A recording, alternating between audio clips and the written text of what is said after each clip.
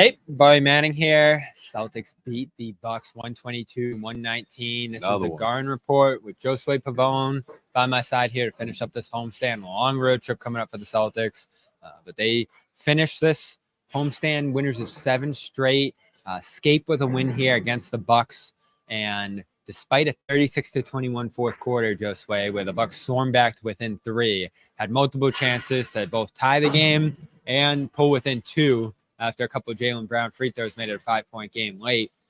They missed both threes, but a flurry of Lillard triples before that. Portis putbacks, as well as tough jump shots from him, pulled the Bucks back into this game, similar to how they did in November. But in this game, it felt like they really threatened. And with no Giannis Antetokounmpo, a pretty strong showing from Milwaukee here. I think they, especially being in that locker room, and I know you were in Doc Rivers' presser after the game, I think they feel good about this one and made some real strides here, as they have since Doc took over. Only 12-11, so the record's not great over that stretch, but they're above 500. Their defense moved up to 14th coming into this game.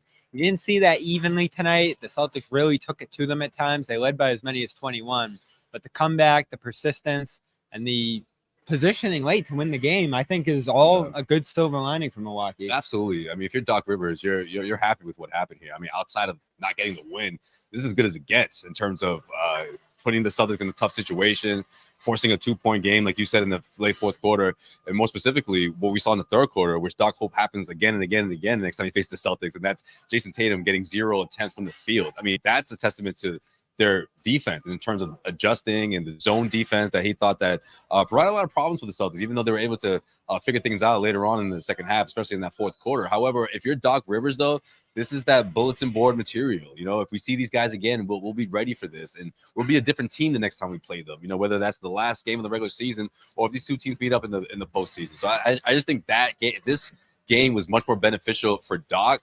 But you turn around and look at Joe Mazzulla and the Celtics, and you say, man, if you're Joe Mazzulla, you're sort of happy the way things played out. I mean, yeah, you didn't completely blow that, 20-plus point lead, which is something that's happened before. You know, you made the right corrections down the stretch. You were down 2 guys, 2 starters. Someone stepped up. I mean, all that matters. Peyton Pritchard, which is someone that Doc Rivers was talking about after the game. So obviously that was an impact that Doc looks back on and say, man, we got to correct that. His second unit, trying to get the most out of them. So there's a lot that the Bucks have to work on, a whole lot compared to what the Celtics are, where they're at this point in the regular season. But I mean, you look back at this game and you'll say, man, at least the Celtics wasn't one of those, you blow the big lead and then we have to talk about the mistakes that they made. They corrected those mistakes for sure in that fourth quarter, and it started with your leaders in Tatum and Brown. Yeah, and I think when you're checking the boxes of good things from this game, Celtics continue to be relentless against the mismatches. They didn't let Lillard off the hook. Right. Tatum, who had 31 in this game, went after Malik Beasley late twice for scores that are essentially iced this game. I love that. You had a massive contribution from the bench, as you mentioned, Peyton Pritchard. Shrima Hailu came in and made a big 3 in the first half. Cornette, Tillman all had contributions, and the Celtics largely dominated those second unit minutes, despite Drew Holiday being out. Sam Hauser as well, who looked good in the locker room before the game, was upgraded a questionable coming into this one. So all of those things make you feel good, along with Derek White making some huge shots and continuing his tear. That drove Doc crazy too. We need to talk about that as well. If you are a little bit fearful of the Bucks, and I'm not, I think their flaws are massive to the point where they can't win a series against the Celtics. You at least moved, if you're me, I think you feel a little bit this way too, toward, okay, let's keep an eye on that, because they made life difficult for Porzingis. He really didn't look like himself in this one against the front line and the drop and everything else the Bucks threw out there. Bobby Portis breaking on the boards the way he did. I mean, this isn't a Bucks team that really emphasizes the offensive boards, and they were still able to get them in spots. And then you think of performance like Lillard's, the pressure that put on Porzingis, pressure put on Horford at times. And Celtics want to play bigger, but he's really able to pull those guys out to the perimeter. So I thought he was great, even against some full court pressure and Brown. His sentiment was, I've seen that. Middleton said it too. He's seen everything. No. So I don't think that threw him off too much. He had a big miss late. That brick was bad when they were down 3 there. But overall, my thing with the Bucks is that they're never going to stop. They're just going to keep pushing, keep shooting. Giannis is just like this too. It's why I have the ultimate respect for him. So you could, over a 7-game series, find yourself in 2 crunch time games like tonight that really shouldn't have been there. And if you're the Bucks, I mean, that's essentially what it's all about. Slowing down Tatum, obviously, the way they did after halftime. I mean, I know we've talked about the third quarter a lot throughout the course of the season in terms of like the Celtics kind of flipping that switch, putting teams to bed. I mean, the opposite happened here tonight. And it's been a while since we see something like that to this extent, where they were able to make that comeback, or they didn't complete the comeback, but get it to within 2 as fast as they did. Down the stretch, all that stuff is important. But I just think when it comes down to how the Celtics executed down the stretch, yeah, I love that Jason Tatum took it to the rack, got the layup, got to the free throw line. Those were 2 big possessions that really made things difficult for the Bucks in terms of completing that comeback. However, it's those extra passes, like Jaylen Brown with the hockey assist. He read the double team coming the second it was on its way, sends it to Tatum to White hits the 3. I mean, when all 5 guys are dialed in like that, the Celtics are going to find that hole where they're going to make defenses pay. And I think that's the part where that's the part that really hurts the Bucks. If we're talking about how serious they are of a threat to the Celtics, how many times can you do something like that in the best of 7 series? I mean, do I give these guys a couple of games? Yeah, of course. I mean, Damian Lillard, Giannis Antetokounmpo, can they keep up with the Celtics? It's a theme I've been saying that I said a lot throughout that 11-game win streak.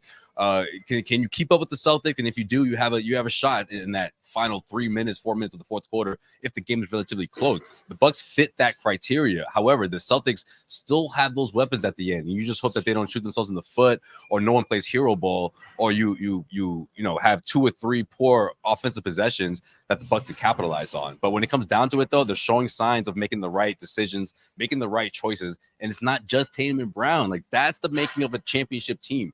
When you can't leave wide open, or you have to worry about that extra possession or pass.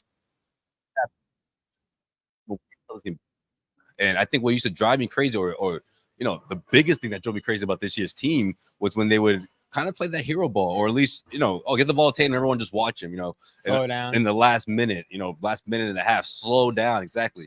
That's what the defense wants you to do. And I thought that the Celtics didn't do that. They didn't let the Bucks get comfortable in that regard. They will have been the fourth quarter, got them in trouble late. Right. They escaped. Yeah. Those final minutes, though, and Tatum making the right decision, but also guys like Derek White, that's really what this team, when it's at its best, that's what kills, opposing squads, opposing defenses. There's progress for sure. I'm still a little bit leery of the crunch time. 11-9, 3-point game, under 3 minutes. They can give up a lead. That's the thing. That made me feel like they might have been in position to blow this game, but they do take care of business, and let's call them 12-9 in that spot now. Right. Not terrible, and still a work in progress. Same with the Bucks. They're trying to figure out the defense. They, to me, could hang with the Celtics offensively. Definitely. The defense we're going to have to see, and that's what's going to challenge them from even getting to the East Finals or wherever these 2 teams would end up meeting. So they have to do that first and foremost. Joe alluded to that after the game, saying that you can't take too much away from this because of the absences and the fact that there's no guarantee that these 2 teams are going to play down the stretch of the season. Do you feel like it's inevitable? Celtics Bucks East Finals. How would you feel about a series like that? Let us know below.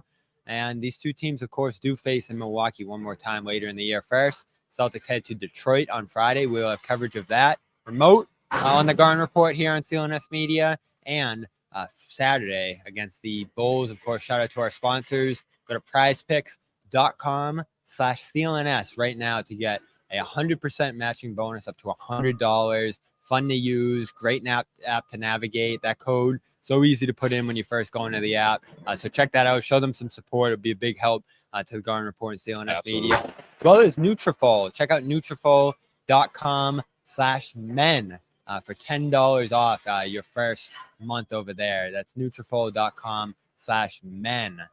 For Josue, Pavon, Bobby Manning, this has been the Garden Report. Celtics escape. Keep the win streak going. 7 games again, just like that for the Celtics. And they are on to Detroit, Chicago, and we will be in Atlanta for that double game next week, the mini series in Atlanta against the Hawks. So see you there. And good night, everybody. We'll talk to you soon.